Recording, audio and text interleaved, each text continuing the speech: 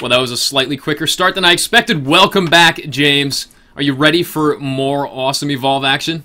Absolutely. These semifinals is going to be a great matchup. Salge has got a lot of work to do to be able to take down Epex, but we'll see how it plays out. Yeah, we'll have to see. Epex always has been one of the stronger teams in the scene and one of the most consistent. In fact, I think they are only one of two teams that has played in every single Sunday Cup we've had so far. Yep, and that experience, that seasoned veteran team is going to have a kind of be in a good spot, knowing that they know exactly what they have to do to win, being multiple Sunday Cup championship winners themselves. And once again, we see 187 taking that Wraith pick. Let's see what Epex's Hunters take. So that bucket has got to be a troll from Nightmare. I don't think that we're actually going to see a bucket pick. What? The fake lock-in. That's got to be a fake lock-in. There's no way. There's absolutely no way. Yep. Unless Epex figured something out too, just like we saw with Slim. If Epex has figured out a way to make bucket extremely viable in the competitive tournament scene, then I would have to not only tip my hat to them, but your hat as well. Yep, you could tip my hat twice. I don't think I've ever seen bucket played. Okay, I didn't think so. It is a hefty troll. Yeah. Well done. Well done, Epex Nightmare. I will even tip my hat to him for that troll, because that was pretty funny. Alright, well, we do have a pretty standard lineup here. Kyra, Hank, Hyde, and I believe that was Abe, right? Yes, it was. Yeah, that was an Abe pick. Alright, and here we go. Game 1, Team Salge. We have their monster player, 187, playing that Wraith. Once again, taking on the Hunters of the new Epex Apocalypse, a combination of both Epex Black and Epex White members. Yeah, and we saw the last match, 187 had, getting the third game win for Salge in a clutch moment, coming up big with a win, playing Wraith, the only monster that we've seen win today. So we'll see if 187 has it in him to take down this experienced Epex team. And talking about that experienced Epex team, on Assault, we have Kildrith playing Hyde. For Medic, we have Bugsy on Kyra. We've got Nightmare on Support playing Hank. And we have Wardoom on Trapper playing Abe. 187 now, just trying to find that right position to juke. He has not been hit by Abe's tracking darts yet, but once he does, this game will be a non-stop chase. Wardoom looks pretty close right now. If he keeps that position for a moment longer, he may get a dart on. Yeah, I think he's going to get one here. But Still he misses. hasn't hit him yet. Wow, he missed. Okay, there we go. Yeah, he had a perfect lineup right there. And they now have 45 seconds of worry-free tracking on this monster. You see Bugsy just tailing the Wraith right there, not letting him get any space at all. Yeah, pretty ballsy for a Medic. Out all alone, but I guess you really don't have that much to be afraid of with a Stage 1 Wraith. Not to mention if 187 did go on Bugsy. Wardoom was right behind and would have pulled off that dome. No problem. Yep, so Bugsy just knowing what he could get away with in that situation. Wardoom taking a little bit of damage there from that Mammoth Bird. Now Nightmare getting caught out a little bit, but I'm sure 187 is just going to continue to run, trying to get some distance, finish off his Evolve meter, and maybe do a try to juke a dome so he can get away and evolve Stage 2. Yeah, and one thing I've noticed about 187 is he still seems very, very slow on the feed. Just getting his feet on and getting that Evolve meter up high enough. Look at how close the Hunters are to him! Yeah, he might be trying to bait out a dome right here. I think he is. But Wardoom's not falling for it. He's an experienced trapper, and he knows exactly what was happening there. Yep, so very solid play there by Wardoom, holding that dome. Maybe going for one here in a moment. But Yep, 187 doing everything he can to try to dodge this dome now that he does have meter and is ready to go stage 2 as soon as he can get some space between him and these hunters. Yeah, I think that they are going to continue chasing him for long enough that they're just going to force an evolve out of 187 rather than allowing him to bait the dome out. Yeah, and right now you can see him trying to stay out of line of sight from Abe, trying to buy time. Enough time for maybe that tracking dart to fall off so he can begin trying to do a juke, but that's not going to happen. Wardoom coming over, refreshing that tracking dart, so the hunt will just continue. Oh, and he gets the abduct onto Wardoom right here. Tries to put a little bit of damage on Wardoom, but Kyra's ceiling is just going to be too strong at this stage versus the damage output of a monster. Yep, so he was in combat for a little bit there, taking some shots, so that'll give him some extra traversals to work with to hopefully get a bit of space, so maybe he will get enough space between him and these hunters. Unlikely, especially with Kyra using that speed boost, getting this hunter team right on 187's tail, so he doesn't have any space to work with. I have to say, I really like how he's playing here, just consistently running up to the hunters and trying to force that dome out, but Wardoom, you know, he understands what's up. He's in 187's head, and he knows to hold that dome rather than throwing it like so many other trappers might do. Yeah, and really, the more time that gets wasted, the more beneficial it is for the hunter team. The monster has a limited amount of time to either kill all the hunters, get them all down on the same timer, or to destroy the relay. So the longer that the game goes on, without 187 really having the ability to do anything, the better it is for the hunters. Yeah, that's true. These games do only last 20 minutes or a little bit longer once the 2-minute timer comes out. The 2-minute countdown timer. 187 going to back off now, and still they're holding that dome. They want him to evolve, and they want to get an evolved dome. And that's because an evolved dome on a no-armor Wraith can be so damaging with Hyde on your team. Yep, and you can see that Kyra boost continuing to allow the hunters to stay on the trail. So 187's probably not going to get much space at all. It'll be, we'll have to wait and see how he decides to approach this evolve, because if he does it in a bad spot and Hyde's going to be able to get it down a toxic grenade and flamethrow him the whole time, we might see a very quick match once he goes for that evolve. Looks like he's going to try and juke the Hunter team here maybe, but he's just not moving quickly enough. Those stasis grenades from Abe peppering the river, slowing him down. And Kildrith now basically right on top of him, just continuing to whittle down that armor. Yep, Wardoom is not going to throw the dome if he knows... He might throw it here. No, he's not. He is holding it. If he knows that 187 still has traversals that he's not been using, then he'll hold the dome. But if he sees the traversals come out and he gets on top of 187, then he will throw that dome. Throws it right here. Is it going to land? He's in. 187 is in. Yep, so stage 1 dome at this point, especially with 187 having no shields, this is not what you want to be in. Not a situation you want to be in if you're 187. You also don't want to be in a Tyrant if you're Wardoom, caught in that Tyrant's mouth, the rest of the team trying to shoot him off. That's a great distraction for 187 and a critical misplay for the Hunters here, missing an opportunity to dish out some good, real damage on the monster. Yep, you can see he doesn't have a tracking dart on him right now either, so the Hunters will have to come out and find him and ping him, and then Wardoom was going to have to refresh that tracking dart. Yeah, he should be able to refresh it, no problem, though. I think 187's top priority right now is not dodging the tracking dart, but dodging all the firepower from the Hunters here until this dome is over. Absolutely, and you can see the tracking dart coming into play, so now when he does go and run to Hyde, those Hunters will know exactly where he is, and Hyde could throw down that toxic grenade. So now, not such a bad result. He still has 2/3 of his health left, and if he can get away and get an evolve here, then he will have some health to work with. But again, even if he does go and evolve, the chances of these Hunters getting up and doing some chip damage, even though they aren't going to dome him, is very high.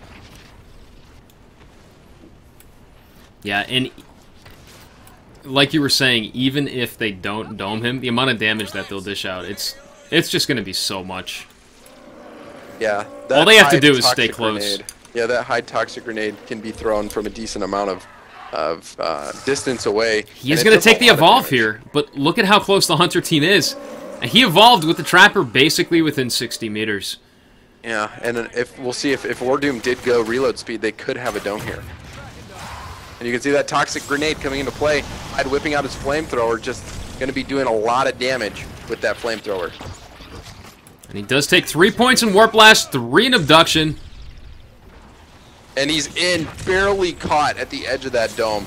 So this is another tough situation for 187, but he does have the tools to work with to get a quick mark. This could be game for 187 here. This is a very, very dangerous situation as a Wraith. He still doesn't have the damage output needed to finish off an experienced Hunter team like Epex. But he does take Bugsy the medic out. He may be able to capitalize on this, but he has so little health. I'm not sure what he can do. Kildrith pops his shield. The orbital comes in, and 187 is down to half a bar of health or less. A couple little slivers left, and they finish him off in short order. That dome was the victory. As soon as he got caught in at the edge of that dome with no shields, you knew it was going to be almost impossible for 187 to pull out that win. And it was just so close. If he was able to climb up that wall or use one traversal, he could have been able to dodge that dome. But really, awesome job by Wardoom, making sure that he made the most of his domes and allowing his team to get on 187 and take him down. All right, just sending a message to the other side right now. We're going to jump in onto that game. We will be spectating these one by one to get you as much Evolve action as possible, so we will see up to 5 games in this semifinal series here.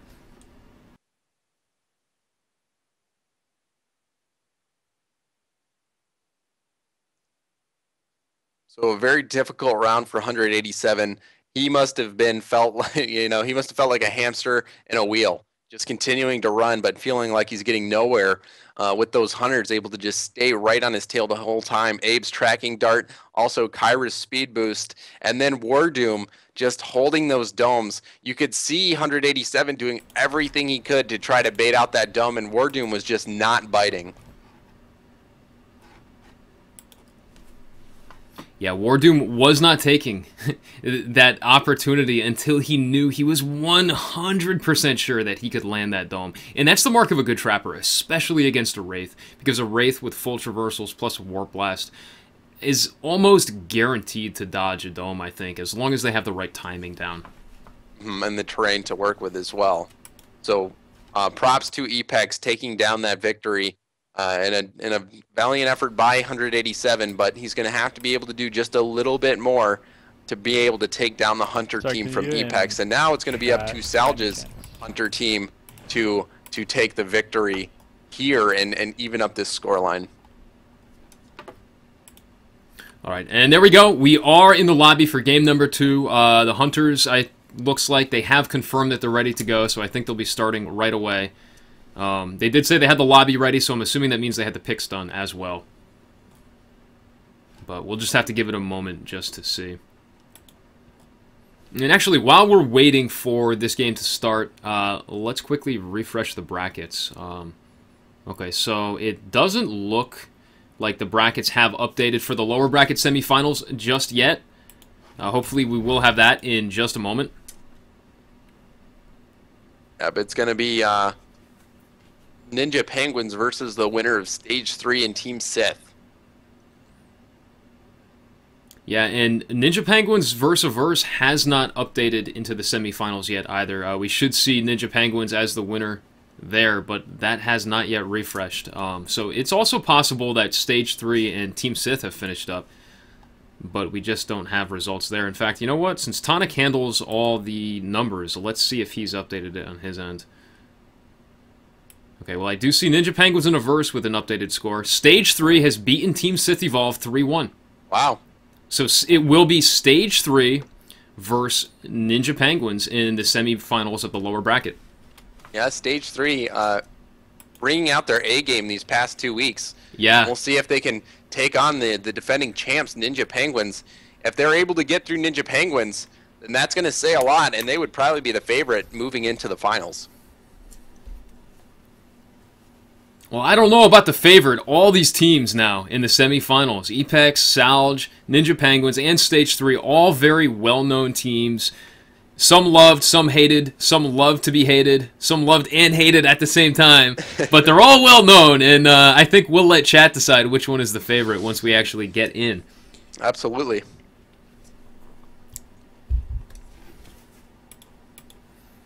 And we do have a standard lineup here, so we've got a Kraken. So still the week of the Hunter continues. The Hunter's just dominating up to this point. We didn't get to see the Monster play in the Stage 3 versus Team Sith, but the Monster did have to pick up at least one game for that scoreline to be true. So although we didn't see it, only a couple Monster victories thus far this week. Yeah, you're right, and I like what you're calling this, the week of the Hunters, because that's exactly what it is right now. It's definitely the week that Hunters really shine, that really show their dominance over these Monster players. Yeah, so these Monsters are just on edge right now, you know, having to deal with the Abe tracking darts, and then also Sunny, and now we saw the Slim pick coming into play. These Monsters just have a lot to deal with. All right. And let's cover the players real quick for Team Epex. As the Monster, we have Call Shenanigans playing the Kraken. And for Team Salge, the Hunters just dropping in right now on Assault. We have Tharmak on Markov. On Medic, we have Akath playing Kyra.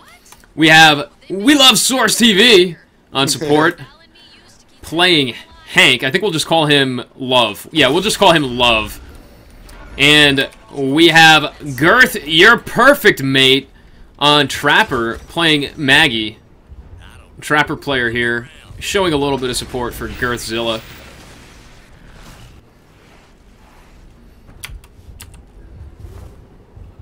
Alright, and Call Shenanigans, looks like he may be able to sneak past the Hunter team right here. Yeah, he's got more than enough distance right now. But he does still need to keep it up. He does have a full Evolve meter. He will be able to take that Stage 2 anytime he likes. He may go for it right here, although the Hunter team is very close. And he does choose to take it. Well, this will definitely be a dome with the Maggie Trapper player right here, right on top of Call. Throws the dome at the last second. Interesting choice. Blocking off that side of the cave, I think. Yeah, very smart play there. Making sure that that Kraken did not have that ring to work with, and now they just have to be careful of the water, not to get trapped in that. But Akath taking a ton of damage right at the beginning of this dome. Yeah, Akath needs to be careful here. This is a perfect dome for them. They clearly practiced that location right there. This is great for playing against a Kraken. We'll have to see if they can make up for Akath's mistake, almost going down. Akath does go down, while the rest of the team stays on the Monster, continuing to dish out the damage. But Call Shenanigans drops in with the Aftershock, dropping Girth down to almost nothing. And the Vortex on Source knocks Source away. The auto attacks will keep Daisy from rezzing the Medic. Yeah, so he's going to want to make sure that this Medic does not get back up. Daisy is relentlessly trying to get this res up, and all that time that he's focusing on these Hunters, he is taking damage. There are so many Hunters that are low, and once he finishes off Akath, he can start trying to take out these Hunters one by one. He is probably going to be going for the win here, missing that Aftershock, though. Critical, and now Love and Girth so low, with Love going down. And Tharmak staying at a distance, firing away with that machine gun. I think this is going to be game here. Call Shenanigans has more than enough health left to take out Tharmak if he wants to. Drops in for the Aftershock. Tharmak pops the personal shield, and Tharmak still firing away. And you know what? Call Shenanigans, I think he's just going to back off and get some armor, come back in and finish him. There's still a minute 20 on that dropship timer. Yep, so now that he gets this armor, it's going to be almost impossible for Tharmak to do enough damage to bust through those shields and get to that true damage and finish off finish off this Monster. So Tharmak just going to try to run and survive as best he can, but we'll see what he's able to do. Tharmak leaving a trail of mines there. And then taking to the low ground. Smart play there. He's got to be very, very careful here. Vortex pops the first landmine. One sneak pounce is all it's going to take. Aftershock onto Tharmak. He pops the shield at the last minute, backs up over a mine. The Vortex pops the mine now. This is where Call Shenanigans can take him out, but he misses the sneak pounce. That was all he needed. 34 seconds left. I don't think Tharmak can survive. The Aftershock takes him down. Yep, and 4:32 on the clock right there. Call Shenanigans looking dominant. Yeah, fantastic play there. Getting up in the face of those hunters and really taking out Kyra that early and preventing that res was clutch. It is what allowed him to be able to go on and finish off the rest of these hunters one by one. What we'll oftentimes see is that even if a monster does get a player downed, if it's not Kyra, Kyra's over there and instantly gets that player up. So the fact that he was able to get Kyra down and defend that body and not let the res happen was the key to the victory for this monster. Yeah, exactly, and that was due to just a crucial misplay in positioning on the part of Akath, I think. And from that point, it just started a downward spiraling series of events that made it impossible for the Hunter team to recover from. Akath was never able to escape, never able to properly juke the monster to get healed back up. And I mean, that was such a great dome location, too. Yeah, it's very unfortunate that Akath got trapped there in that corner, and he was just playing catch-up after that first damage bit that he ate. He was just trying to play catch-up and survive, and even with Hank's shields, it just wasn't enough. With the aggressive play from Shenanigans, he was able to take out Akath and secure that victory and game number 2 for Epex. So Epex, their Hunter side, hasn't really dropped a game yet, to my knowledge, so far, and they are in a solid position to sweep Salge and move into the finals. Yeah, they really are in a good position to sweep Salge. We'll have to see if 187 can mix it up. I'm not sure that Wraith is going to be the best pick against Team Epex. It looks like they're a little bit too experienced. Yeah, what happened there was 187 just wasn't able to get out of those domes. Wardoom trapping 187 in those domes, forcing him into those domes with no shields, both times was really what caused 187 to be defeated. So really, it's going to come down to his ability to get out of these domes and get to stage 2 at least, and then hopefully stage 3 with taking as little damage as possible, because really stage 1, there's no hope for him to get a mark on a player. So Wardoom has a good job ahead of him if he's able to continue to get these domes with such quality like we were able to see in this last matchup. You forgot to change the map. Oh, and here we go. Well, let's get them all properly muted. Sounds like they were saying that they forgot to change the map. You know, I didn't even think about that. So I'm not sure what happens. Oh, yeah, no, they're just going to back out. What am I saying? I was going to say, I was thinking the last game might not count, but... Nope, we're all good. Okay, so they do change it to Distillery. The second series of 2 games will be on Distillery, starting with Epex's Hunter team. Yep, so this is Salge's tournament life right here. If they drop this game, Epex is going to take the sweep and move on into the finals. So 187 has to win this game. Lots of pressure on him. You saw him clutch the victory for Salge to move on into the semifinals last game, and now he's going to have to clutch this victory just to keep his team alive. Yeah, and if he manages to win, you're right, Salge will still have to take another win as their Hunters against a Call Shenanigans, who looked absolutely dominant as the monster player for Epex today. Absolutely, that Aftershock Kraken still works, and him showing that today here with that dominating performance. All right, and it looks like 187 is going to take the Wraith again.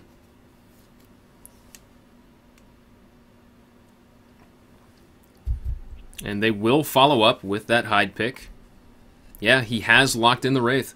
Yep, so it's the same composition that we saw for both of these teams here in the last matchup between 187, the monster for Salge, and this Epex Hunter side.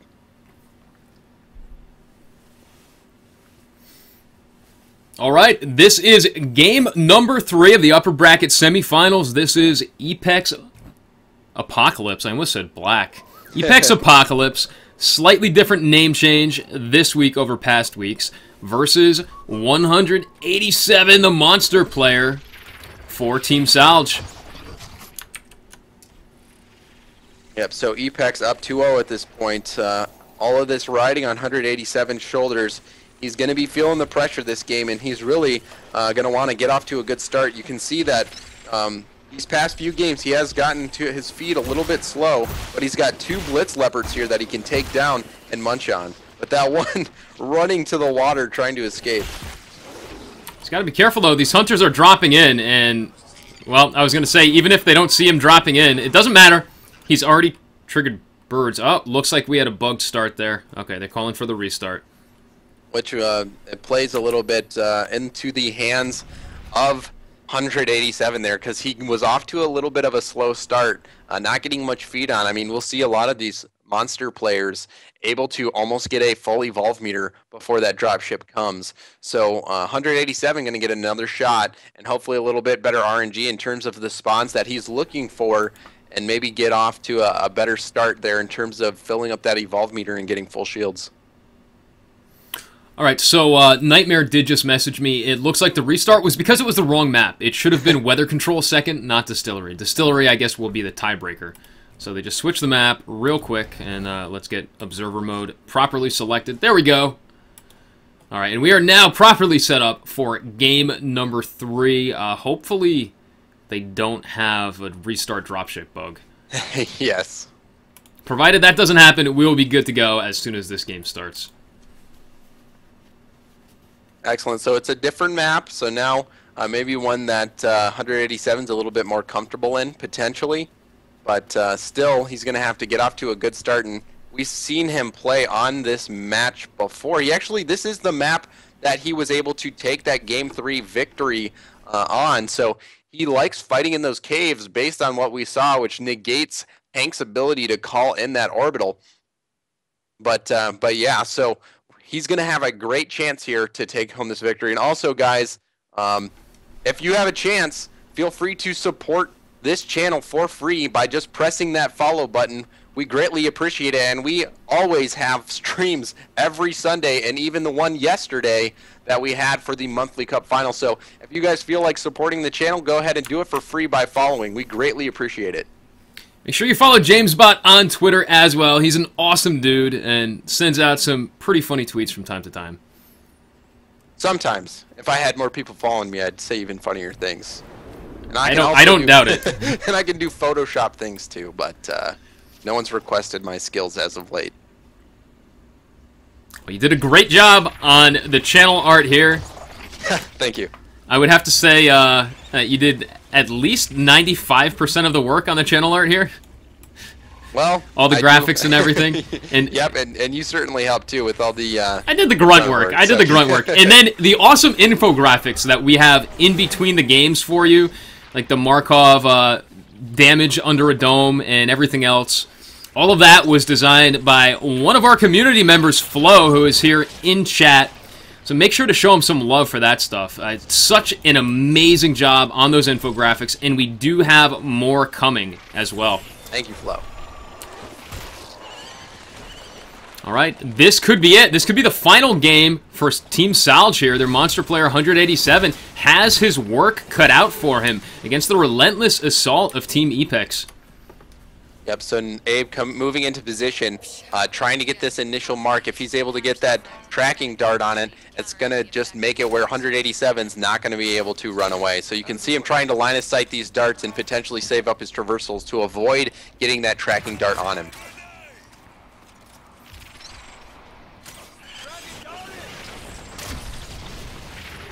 So Wardoom does hit that tracking dart, and these hunters are going to be in hot pursuit now.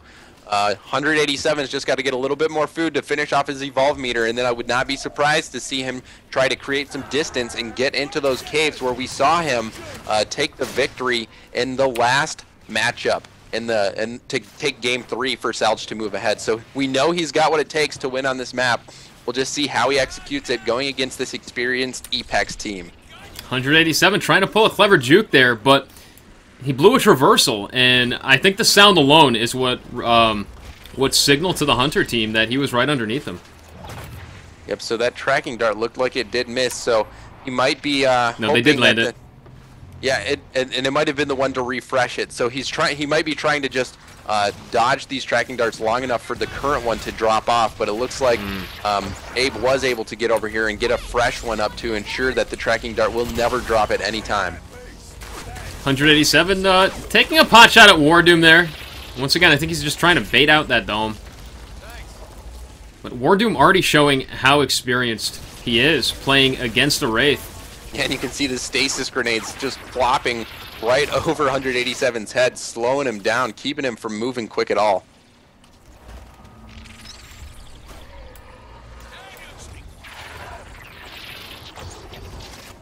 All right, and 187 now. Looks like he is going to back off into the caves. I don't know if he's going to be able to get enough distance, though. Once again, we're going to see a forced dome, or a forced evolve on 187, which will culminate in a stage 2 dome with no armor.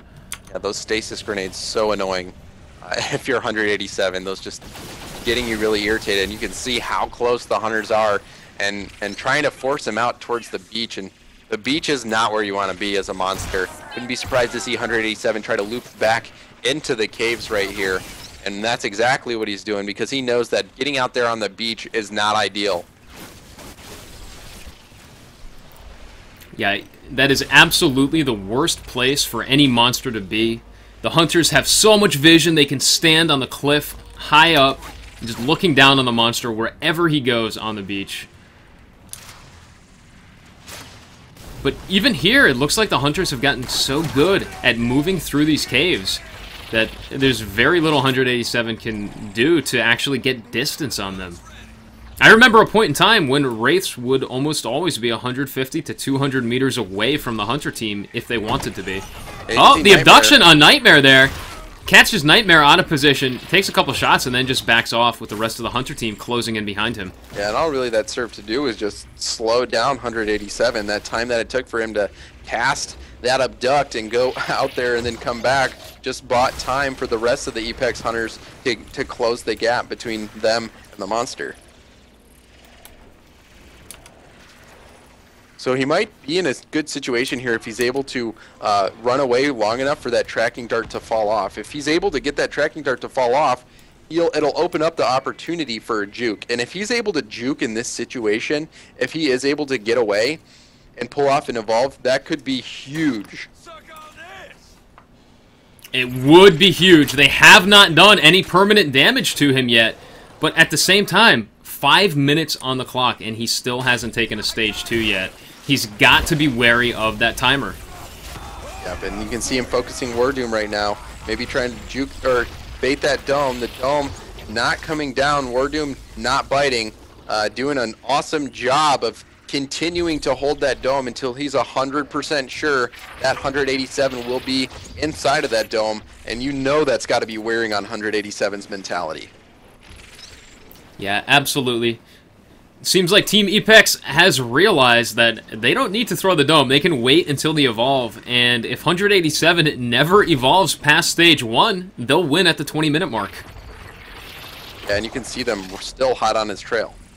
It's got to be tough for 187. He might just go for the evolve right here, and we'll see a high toxic grenade get thrown in here. Look at the whole team is cloaked right here, and they're going to just be opening up on 187 right now. And you can see, yeah, just massive damage coming down already. Look at that health melt! Wow.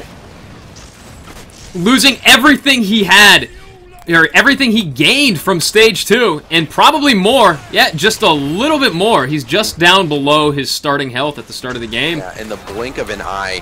So now 187 is just going to have to do damage right now. There's nowhere he can go. He's got to go all in and just get these players down. I don't know if that's the right call. He might be better off backing off, but he does take Bugsy out and then wisely backs off right away. That poison grenade dishing out so much damage to him with Hyde right there in the mix. Nightmare down to half. Looks like he missed that abduct. He does. And Nightmare already on the downed medic trying to get the res off. 187 with just over a bar of health left, or just less than a bar of health, actually. It makes you wonder if there's nothing he can do here. if he would have committed, he may have been able to get in there and finish off those hunters who were so low, but now with the medic back up, he's got no hope to take. This is a great dome for Apex. The dome does come down, and I don't even know if 187 is going to be able to escape. The minigun and the laser cutter may be able to finish him off. Yeah, it's even one mammoth bird at this point is going to take him down, so he's going to have to be careful on how he chooses to kill the wildlife to even be able to eat. You can see some of that natural shield regenerating, but yeah, he's able to get some shields, so he's not out of it just yet. But man, with Wraith having such little shields and only having a sliver of health left, it's not looking good for 187. Yeah, this is a terrible situation to be in, with his team one game away from elimination here today. And right now, he is going to have to pull off a miracle to come back from this. And the tag is out once again. Yeah, so really, what could we see from 187? What's a play he might be able to make to allow him to be in a position to win? At this point, I think he needs to continue to move all around the map, feeding on the go, until he eventually reaches Stage 3, or until he eventually reaches what he needs to get to Stage 3, and then, that's rough. I think he's got to continue to poke and try and force a misplay from the Hunter team that he's able to capitalize on. And maybe potentially, once he, like you're saying, I agree, he's probably going to try to get that evolve meter up and, like you're saying, poke, but wow, domed again, though. Dome coming down, surprising 187, and he is trapped, and this is not looking good for 187. Comes in with the Warp Blast, but the entire team dodges the Warp Blast. He only has 4 bars of armor left, 3 bars now. The Orbital comes down, going to force 187 to back off. The rest of the Hunter team stays on him. Warp Blast takes Killdrift down to half, but quickly healed up, abduct onto Wardoom, and they finish him off as he completes the abduct animation.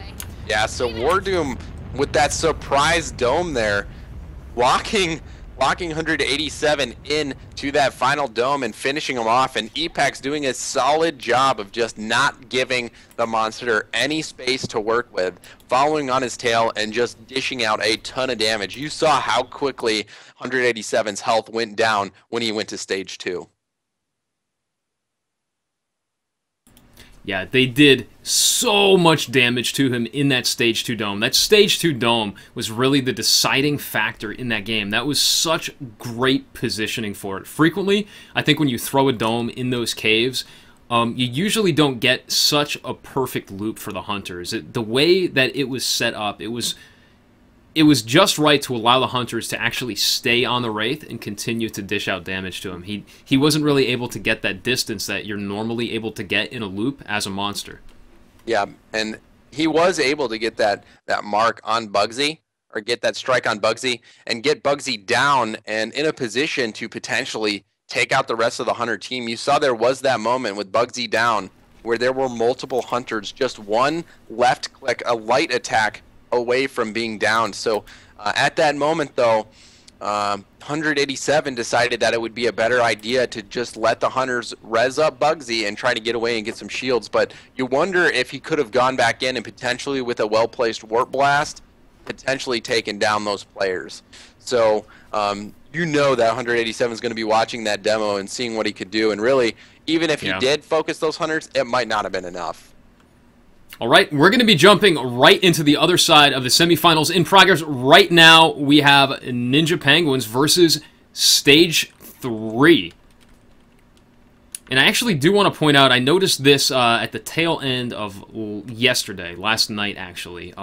They changed their tag once again. It used to be NIP, no relation to Ninjas in Pajamas, the CSGO team. They changed it to NP, and now they've changed it to NJP, so it looks almost like NIP, but not quite. NJP, I love it. Ninja Penguins. No update on the score as of yet, so we will find out once the action is not so fast and frantic for these players here. But it looks like we have Stage 3's Esoteric, cleverly changing the name to Stage 4, versus the Hunter team of Ninja Penguins, NJP. We've got Nightwane on Assault playing Torvald.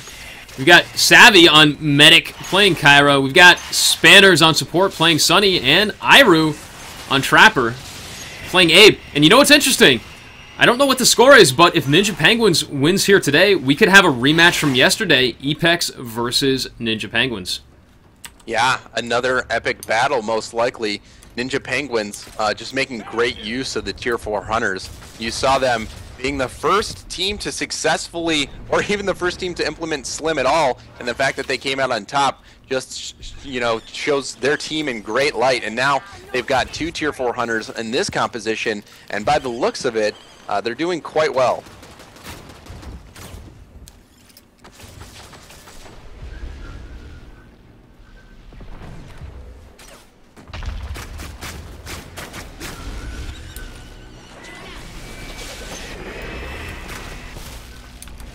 So Esoteric just trying to survive long enough. He's going to have to get stage 3 to get some of this health. He does finally fill up his evolve meter, and he's going to try to maybe throw a Vortex and some Banshee Mines over there to delay these Hunters as long as possible, and try to use his traversals to get across the map, maybe across the Pit of Death to evolve somewhere, or potentially back here under this downed wreckage that we see see these monsters evolve at quite a bit. But with Sunny being the support in this composition, he knows that he doesn't have to worry about the orbital, but he does have to worry about one of these players getting boosted right over to him as soon as he makes the evolve. And this is such a great spot for Esoteric to escape from the Hunter team. I know most Hunter teams hate this map because of the massive gorge right here. It makes it so hard for Hunters to actually keep on top of the monster. And it may be what Esoteric needs. Yeah, he's going to take the evolve right here, right next to the tractor. No, he cancels it. To go against it. Yeah, Iru just a little bit too close. I wonder if that was the right decision, because I mean, it looked like those Hunters still are not close to him, so he may have been able to pull that off. But again, just choosing to run, and the Trank getting, or not the Trank, the tracking dart getting refreshed. So they're going to know exactly where he is at all times at this point.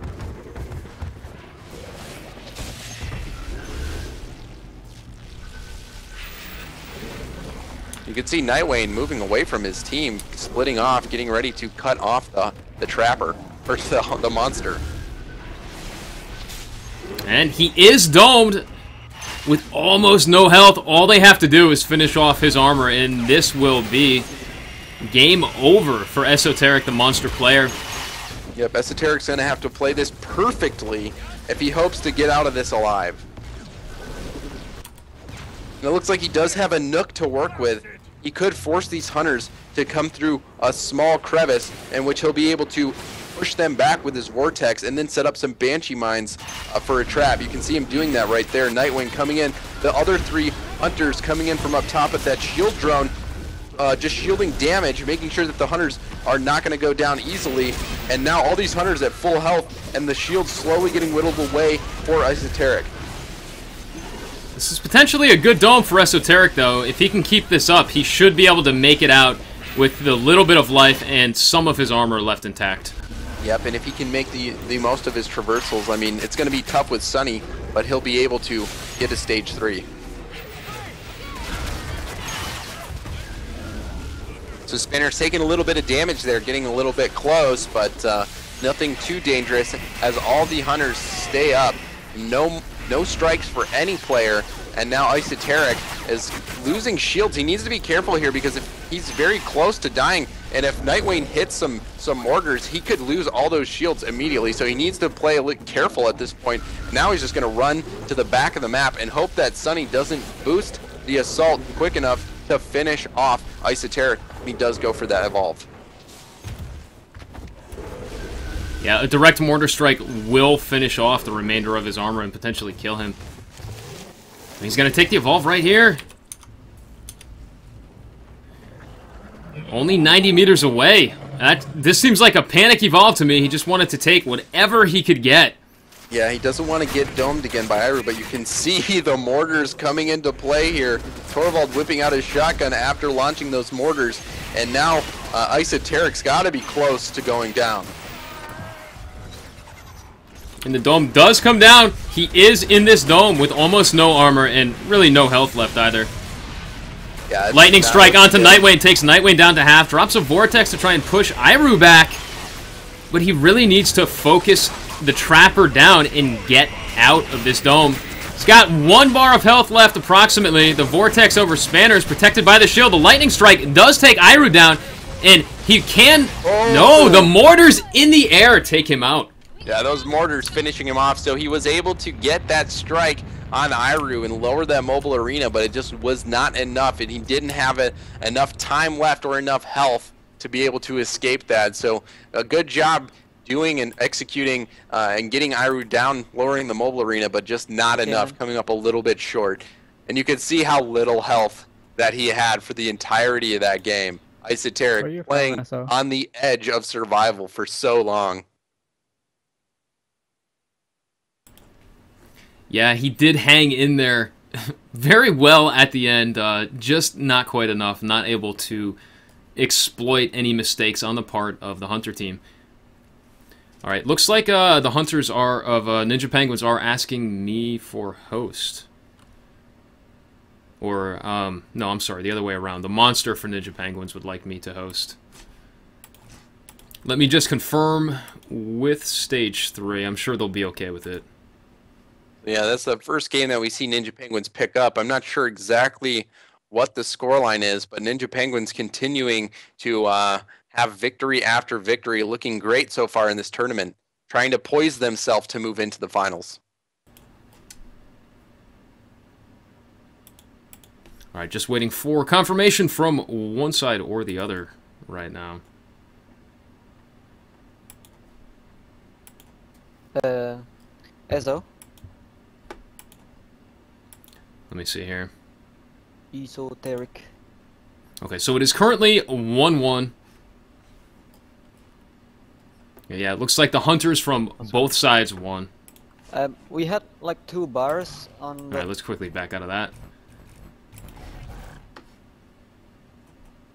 All right, give me just a moment here to get this game set up, and we will advance into game number 3 of Ninja Penguins versus Stage 3.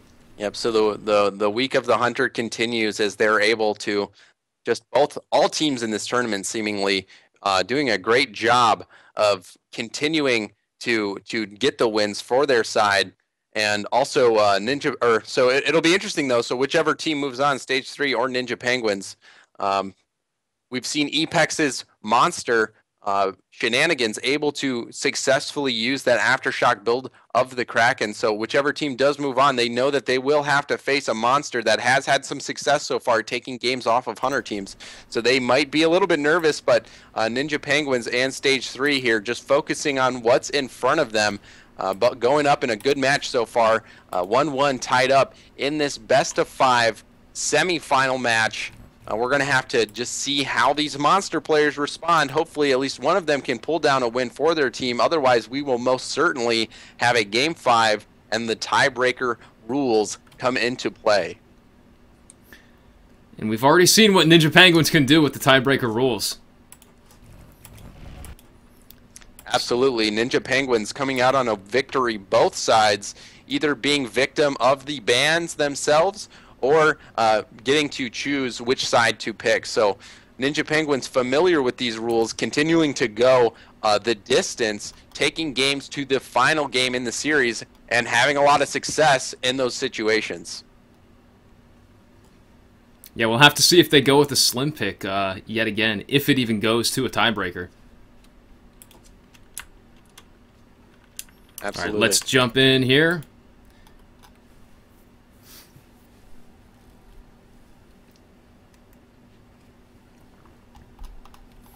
All right, so this time it will be Cojones as the Monster player for Team Ninja Penguins versus the Hunters of Stage 3.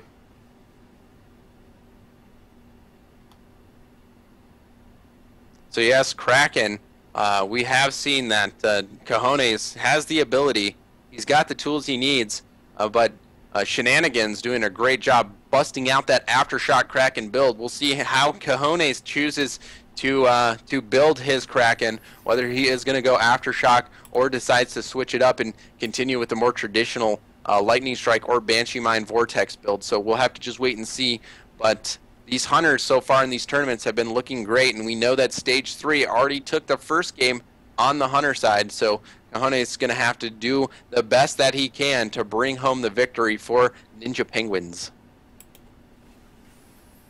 Once again, thank you all so much for tuning in, folks. If this is your first time here watching and you do want to support the channel, you can do so for free by just hitting that follow button down below. Only takes a moment, and you will get notified anytime we go live for these events or anything else in the future. We are live every Sunday with the Sunday Cups, once a month with the monthly finals, as well as other events throughout the week where you can play with players from some of these teams, as well as podcasts and other cool stuff too. So if you do enjoy what you see, make sure you follow the channel and show your support. We do appreciate it. Absolutely. All right, and we are getting into the third game right now. Cajones, the Kraken player for Ninja Penguins. Let's see what he can pull out against Stage 3. We haven't had a chance to spectate Stage 3 yet, but they've been increasing in skill by leaps and bounds every single week. Yeah, absolutely. The longer that these goes on, the longer that these tournaments go on, we just see these hunters evolving themselves, continuing to develop strategies and approaches to these monsters that just have made them incredibly effective now. I mean, the hunters taking a majority of the wins in this tournament. Before, like we had seen, monsters generally having the most success, but that is flipped on its head this week with the hunters just dominating. Yeah, the hunters have been very dominant today. Let's cover those hunters right now. On Assault, we have Hawkish playing Markov. On Medic, we have Tonic playing Kyra. We've got Arroween on Support playing Hank. And for Trapper, we have Corin playing Abe. Yeah, so now Cajones already has his Evolve meter maxed out, and Abe does not have a tracking dart on him. So he'll probably get one right here. We do see that tracking dart come into play, but now Cajones, he is just looking to bait out this dome or just create distance enough to evolve to that Stage 2.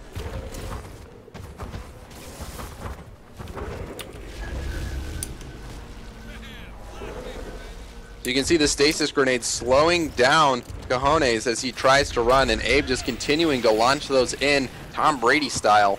But he does get hit by that vortex. That's going to be critical, allowing him to get more space. And now Corin is in the back of this hunter squad trying to catch up to the monster, still within 100 meters, or just barely 100 meters away now. So he's going to have to just continue to work his way over there, but eating a little bit of damage from that mammoth bird.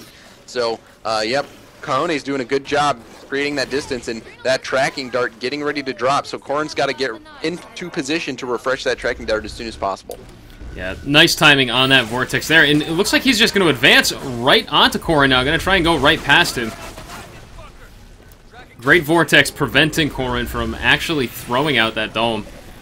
Yep, so that vortex hitting Corin again, buying time for Cajones as he tries to continue to move throughout the map, but those stasis grenades just slowing him down.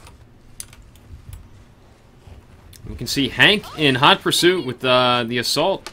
Should be right next to him. Yeah, there's Hawkish right there, just passing him now.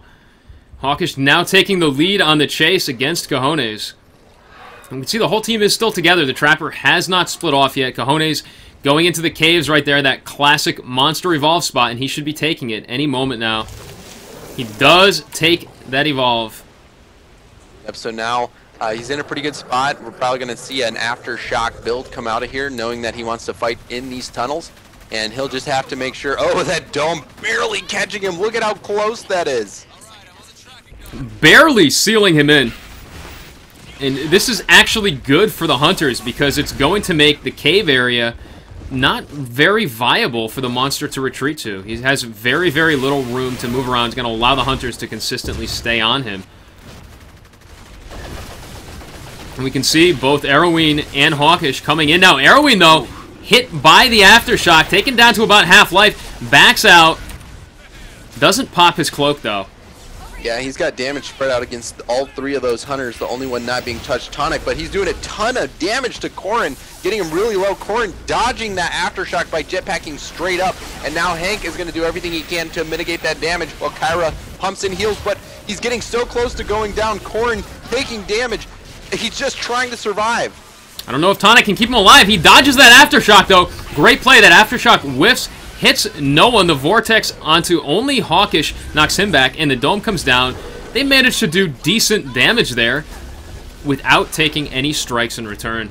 Yeah, but Cojones has to be pretty happy that he was able to escape with over half of his health there, and he almost got that mark on Corrin, so he's doing a good job so far, what he needs to do, and now he's just got to continue to get his feed, get those shields back up, and we've seen from that combat right there, successfully focusing Corrin, he's got what it takes to finish off those hunters and get the strike and start building those strikes on the key players like Corrin.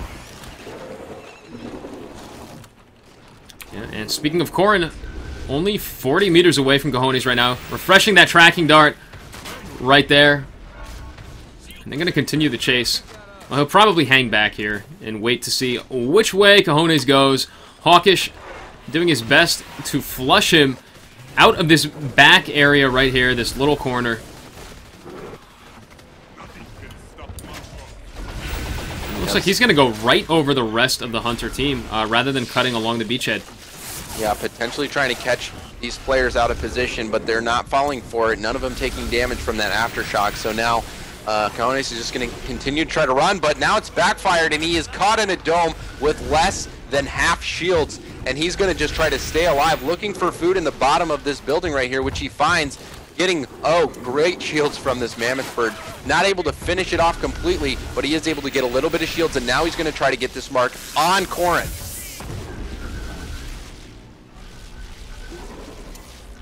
So trying to bait these hunters into a position that's more favorable to him. And Tonic getting low. He's got to be careful here. Aftershock misses Tonic. Great dodge there, but the sneak pounce does get him. I think he's going to go down here. He does drop, and their medic is down. Cojones with armor and over half of his health. This is a great position to be in. No, they do get Tonic back up. The Aftershock comes in, though. Tonic not able to dodge the Aftershock. The shields, combined with his burst and healing output, will get him back up.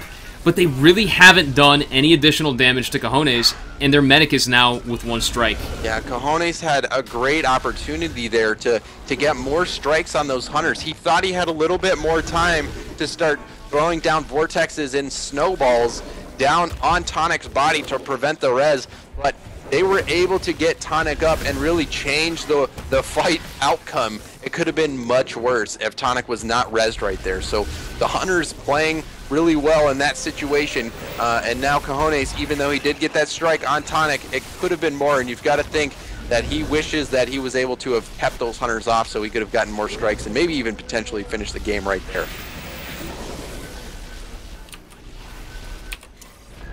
And look at how close Corrin is on his tail once again. There we go, with a tracking dart right there, and the chase is back on. Cojones will not be able to escape. But Stage 3 needs to be very, very careful right now. They can't have another instance like they had in that last dome.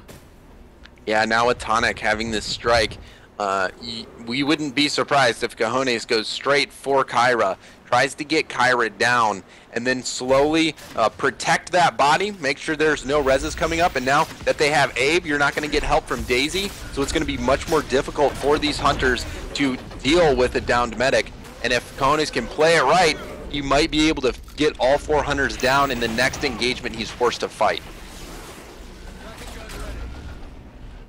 Yeah, that's a definite possibility here. He just needs to get away and armor up, I think.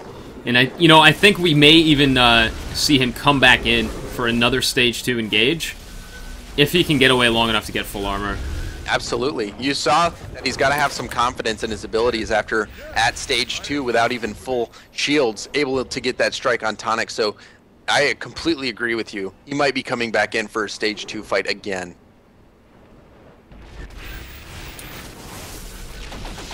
Yeah, it looks like he is. Drops down onto Arrowing the support. Aftershock does hit him.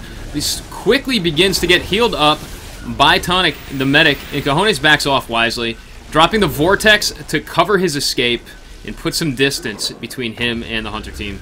Yeah, running his face into that tree for a split second there, but he was able to avoid getting slowed down by any stasis grenades, and now he's got a little bit of space to potentially eat a little bit, and now this Mammoth Bird going to provide a lot of shields, and making sure, yeah, he does get stopped, though, from finishing it off completely, getting 2 chunks out of it. But now he's got half his shields. Really going to want those full shields. And these hunters know that that's exactly what he wants to do, and they're doing everything that they can to prevent that from happening.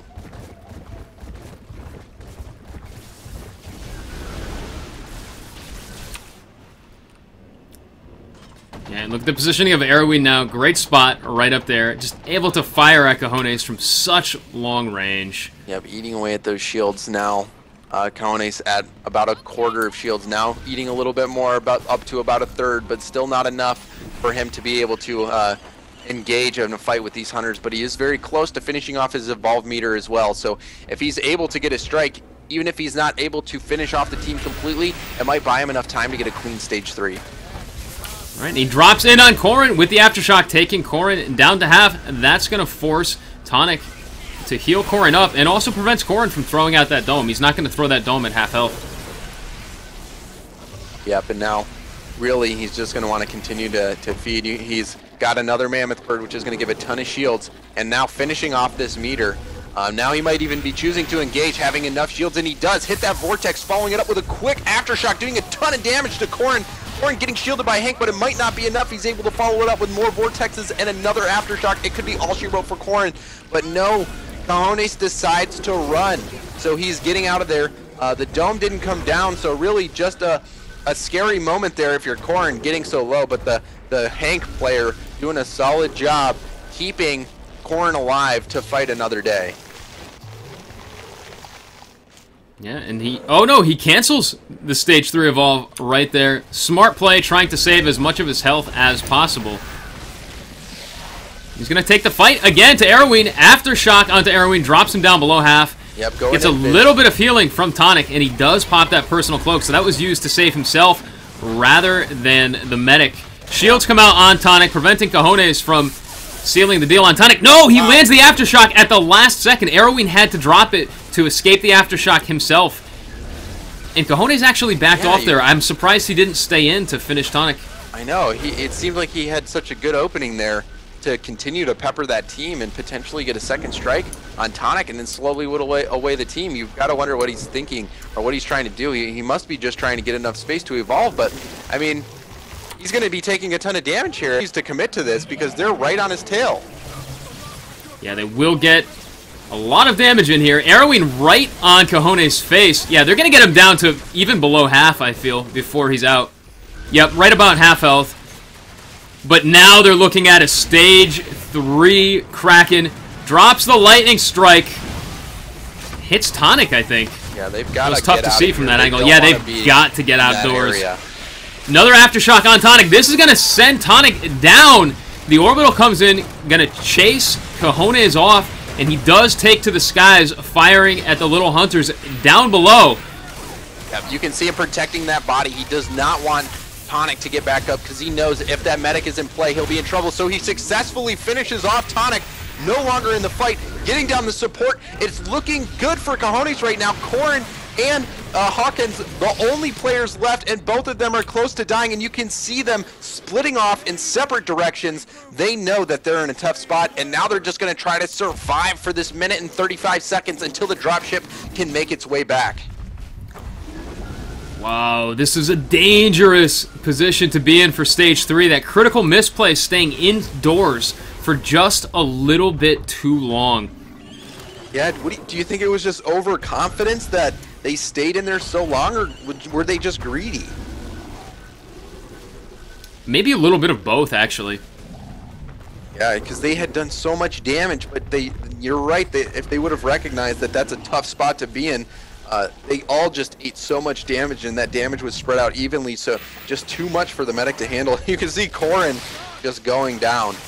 So now Hawkins has to be very careful. Any wildlife on the map could take him out, and you can see that Reaver creeping over in the right side of that screen, so he's just going to try to stay alive. He's scared of even going pretty much anywhere, because as we saw, that Reaver chilling out there at the bottom of that cliff could finish him off. Yeah, he can't go anywhere at this point. Cojones almost 300 meters away and just about full armor. Now on the hunt, looking for that final hunter. The assault player Hawkish right here. Barely alive, just hanging on for dear life. Yep, and he's got to survive for just a few more seconds, 15 more seconds, and the monster is over 100 meters away, so it looks like they will be able to get in on this dropship. There will be multiple marks now for Tonic. Having 2 strikes is going to mean that it's going to be so easy for Cajones to take him down. And then the Trapper... Cajones sees him. Yeah. They still have about 30 seconds before the Hunters actually drop into the game. And Hawkish does not have the health to survive. He dodges the lightning strike and preemptively pops his shield at the same time. That's going to be less time for the shields.